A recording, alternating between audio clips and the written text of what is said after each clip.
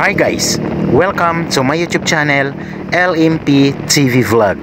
So ang ating video ngayon is may isa tayong lugar na pupuntahan guys, na malaking river daw yan. Saan ba yan matatagpuan? Doon lamang sa sitio Cabanlutan ng Dakbayan sa Bay City, Negros Oriental.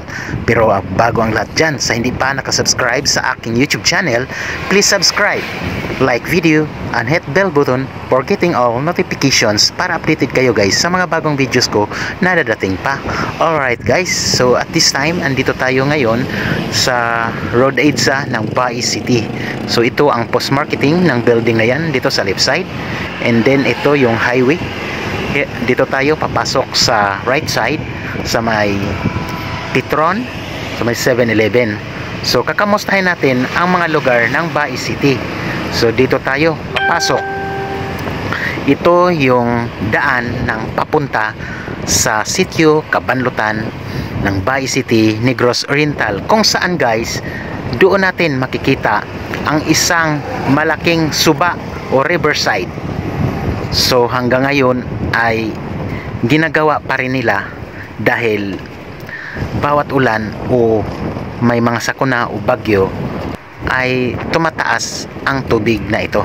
At ito naman sa right side, kung nakikita ninyo, ito yung road going to Valencia, Bay City, na ito ang bagong tinatayo ngayon na bagong project sa ating mayor Luigi Gonye ng Dakbayan sa Bay City, ang isang bagong neocomplex.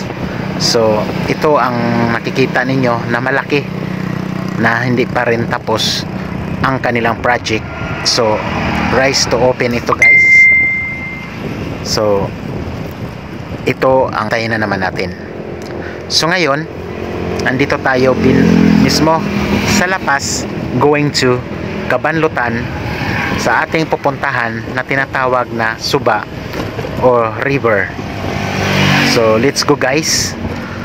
So habang nagmamaneho tayo, so ito nakikita ninyo, ayan, itong mga daan na bakit ito ay giba-giba pa rin hanggang ngayon, mga ilang taon na ay hindi pa rin nagagawa ng ating gobyerno. Sa kadahilanan ay ito ay isang dahilan dahil itong daan na dito o karsada, ang nagmamay-ari ay private. Ibig sabihin ay hindi sila pwede, na hindi sila papayag na ipapasaminto ito guys.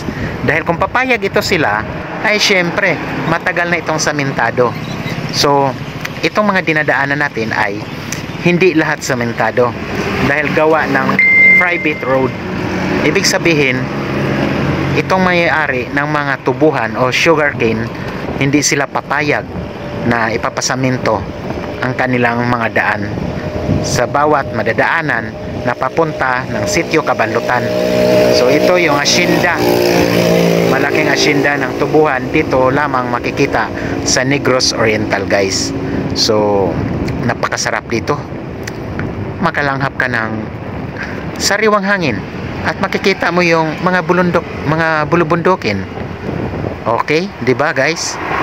So napakasarap at sariwa dito lamang sa Negros Oriental o kahit sa ang mga probinsya. Makikita natin ang mga tanawin. Dito tayo paliko na at malapit na tayo sa pupuntahan natin tinatawag na river dito lamang sa sitio Cabanlutan, sakop ng Dakbayan, Bay City, Negros Oriental. Okay, right.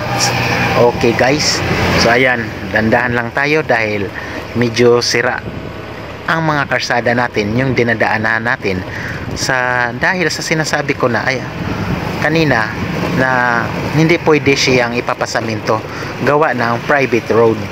So kahit papaano, dami pa rin pumapasok dito, mga balhabal, mga tricycle and four wheels, makakapasok pa din naman dito guys. So wala namang problema yan. So umaalog-alog nga lang kapag pumupunta kayo dito dahil nga yung daan may problema. Sa kanilang problema, hindi mo pwede mabigyan ng solusyon hanggat hindi mo makakausap ng maayos. Kailangan mo kausapin mo yung mga may-ari ng mga private road guys. Ganito ang labanan dito guys. Okay, So nandito na tayo ngayon, kung nakikita nyo, ayan, ito yung pader. So hanggang ngayon ay ginagawa pa rin nila.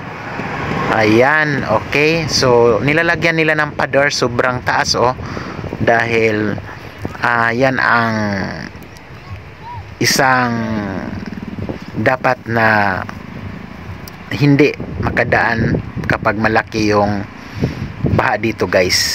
So yan ang nagbibigay ng pundasyon o puwersa, dahil bawat may sakuna dito, ito yung tinatawag na river dito sa Kabanlutan. Ayan, guys. So nakikita ninyo yung motor, yan ang tulay nila dito. So hanggang sa ngayon, so guys, kung nakita ninyo, mauni diri ang Kabanlutan River. Ayan, nasa akong likod. So nakita nato ganihan, yan banda, dako kaning suba diri, guys, hangtod sa ubos. So tinaw kayo ilang tubig diri, guys, ang ilang suba inyong makitaan, So nung unang panahon, guys, so mga ilang dekada, so estimate natin mga 30 years ago, hindi ganito kalapad o kalawak ang river. So ngayon, kaya nilalagyan nila ng pader bawat gilid, para yan ay nagbibigay ng puwersa o pundasyon, parang hindi lalabas o aagos ang malaking tubig bawat sakuna na darating na mga bagyo o masamang panahon, guys, dahil sa kagawan ng delikado. Kapag hindi mo yan lagyan ng mga ganyan na pader, delikado at aapaw ang mga tubig dito at pupunta sa mga kabahay-bahayan, guys. So ayan, dito tayo, papasok tayo at sisilipin pa rin natin doon sa pinakadulo. Ayan, para makikita ninyo, guys. So hanggang yan doon pa yan, pinakadulo-dulo pa yan, guys. So di ba ang lawak, grabe, kung nakikita niyo yung palibot. Grabe yan, guys, kapag bumabaha yan dito. Kung nakikita niyo yung dalawang katao dyan, yan, dyan sila kumukuha ng mga graba o balas, kay yan din ang gagamitin nila doon sa paggawa. Kung nakikita niyo yung may mga taong gumagawa, ginagamit din nila yan dyan. Hindi yan sila nagmimina, guys. Yan, para sa kaalaman ninyo. Yan, sa palibot, kung nakikita ninyo, napakalaking gawain ito, guys. So hanggang dito na lang. Maraming salamat. Bye bye. Thank you for watching.